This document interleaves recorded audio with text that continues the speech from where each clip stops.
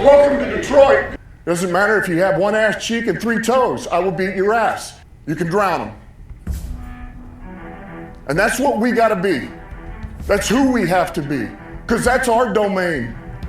That is our domain. Because we'll tread water as long as it takes to fucking bury you. Takes the snap, turns, gives to Montgomery, right side, end zone, touchdown, Detroit Lions! Yes. We are driven by Detroit. Hello, Detroit Lions friends, fans, and family members. Welcome on back to yet another episode of MCM Motor City Mania. I'm your host, David T. Pike. And as always, we're diving on in. So folks, for this episode here, I'm going to be honest, this is not an episode that I was expecting that I was going to be making. And I guarantee you this, most Lions fans would not be expecting that I would be making this episode. Now, what exactly am I talking about?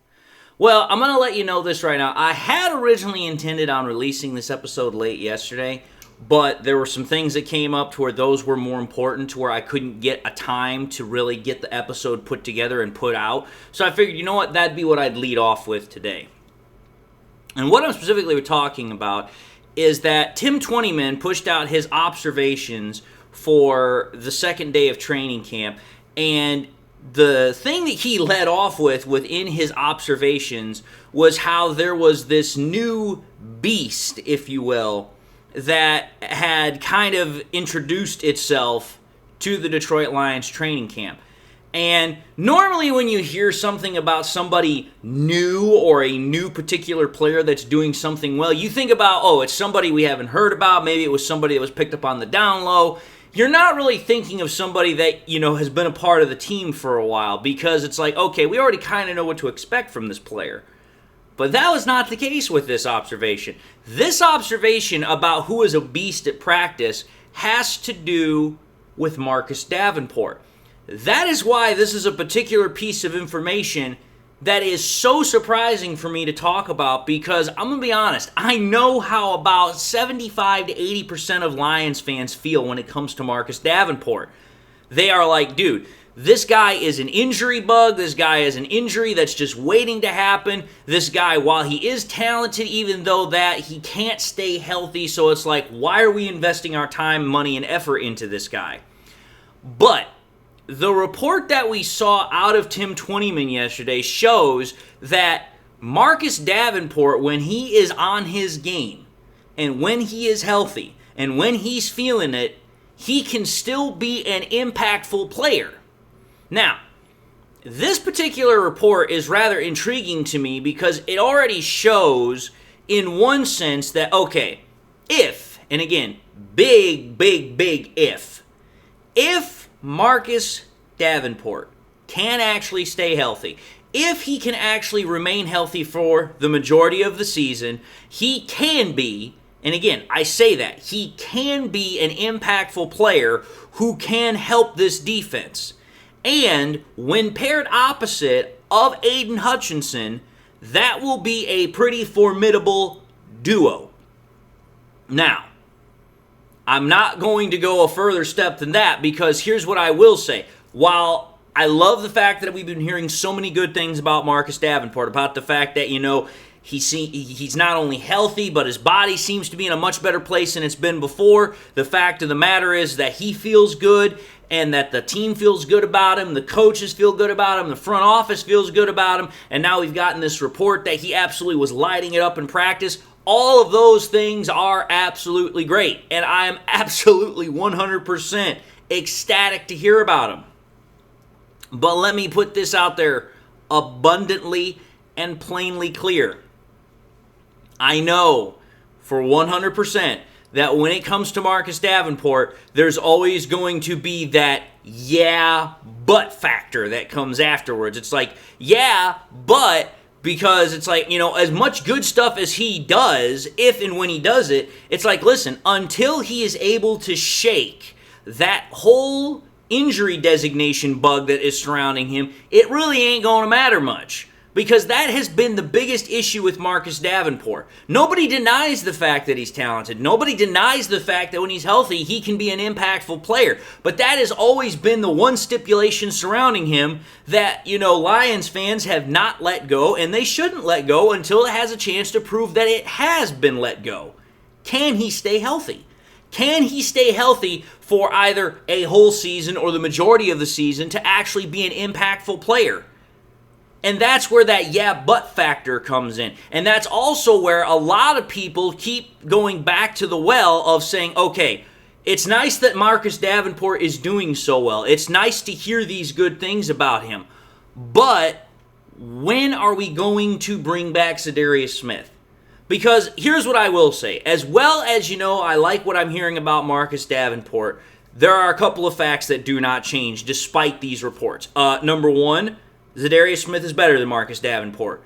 Even though Zadarius Smith is older than Marcus Davenport, he is still better than Marcus Davenport. Number two, Zadarius Smith has made it abundantly clear he wants to come back to Detroit. So it's like, okay, you have a player who has expressed he wants to come back. You have a player that chances are you could probably get on a really good, really team-friendly deal. And think about this. Just think about this. Let's just say hypothetically, okay, you have Hutch. Marcus Davenport is somehow able to stay healthy for the majority of the year. You also already have Ahmed Hazanin who's in camp and who, again, we're already hearing a lot of good things about him too. Now you stack on top of that Zadarius Smith. At that point, then, you would have that 4 to 5 player rotation at edge that Brad Holmes has talked about notoriously at length the entirety of the offseason. I mean, for crying out loud, could you imagine this defensive line front with Hutch, with Zadarius, with Davenport, and with Hazanin all rotating in and out in one singular unit?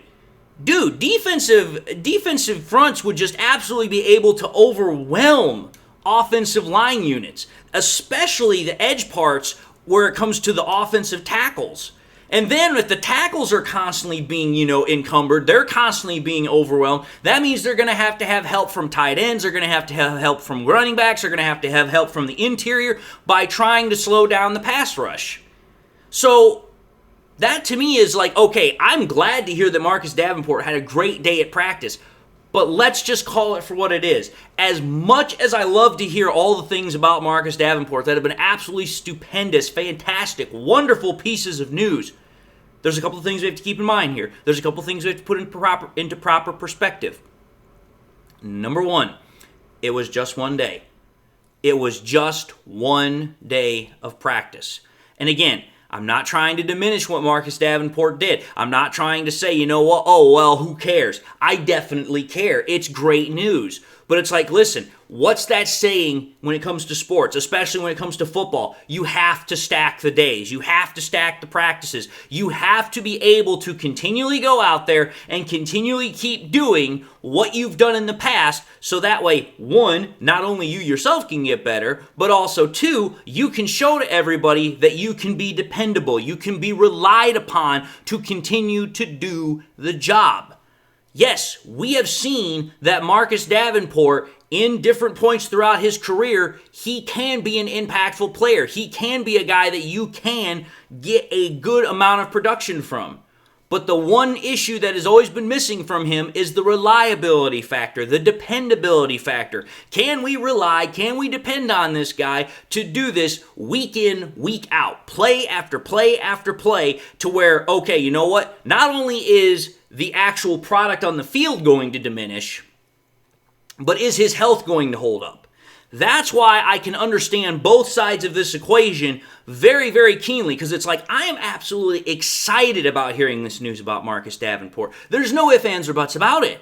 But at the same time, I have to curb my excitement. I have to curb my enthusiasm to say, okay, while this is great, we also have to keep in mind that, hey, you know what? He still has a long way to go before he can actually prove that the Lions giving him not just a second chance, but a third chance in essence, that it was a smart investment. Because already the Lions have kind of been burned in that department twice. Because they got burned last year with Marcus Davenport because he only played 2 games. And now they've been burned again this year with Levi Onwuzurike. So it's like, okay, this whole concept of giving guys, chances that are clearly talented, but there's that huge question mark as far as their injury ability to stay healthy, that's where this problem comes in. So yeah, it's like, you know what? I'm glad that Tim Twentyman put out that, Marcus Davenport had an absolutely fantastic day of practice, that he was able to get after Goff, that he was able to flush him, that he was able to constantly be able to, make an impact in the drills. I'm glad to hear that. But for me, it's like, okay, that's one domino.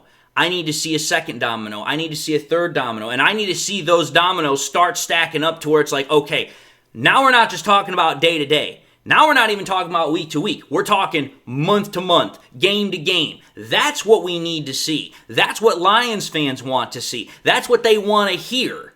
So yeah, it's good, it's great news that Marcus Davenport was the best player on the practice field for the Detroit Lions yesterday. That is great.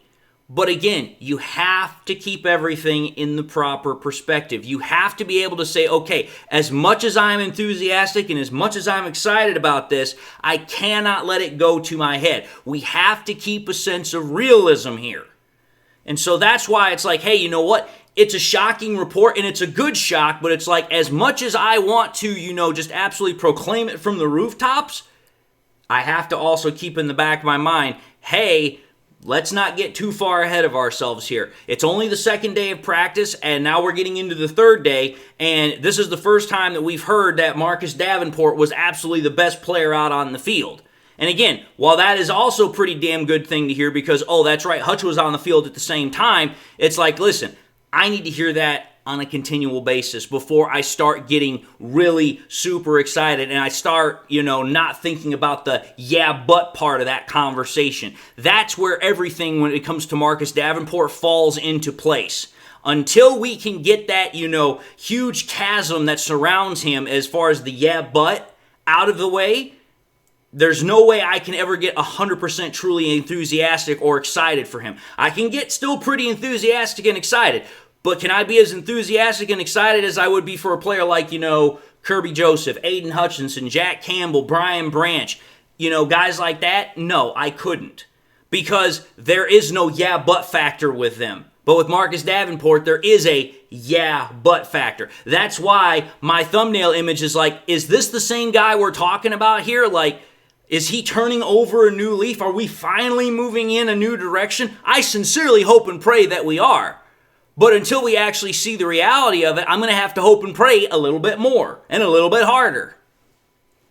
But anyway, folks, I just wanted to talk about this because it was a big piece of news from yesterday, so I didn't want to overlook it. I didn't want to make you guys feel like I wasn't paying attention. So, having said that, I want to end this episode and say thank you all for watching in another episode of MCM Motor City Mania. If you like what you saw, by all means, I highly encourage y'all to watch the next episode. Also want to encourage y'all, hey, if you enjoyed the content and you have not subscribed, please subscribe to the channel. But also, I want to encourage y'all to do this. Make sure you hit that bell notification icon as well, so you guys never miss any more content that I push out. I hope y'all have something in your life that makes you happy, makes you smile. God bless, my friends. And until the next time we meet, I'll see you all in the next episode.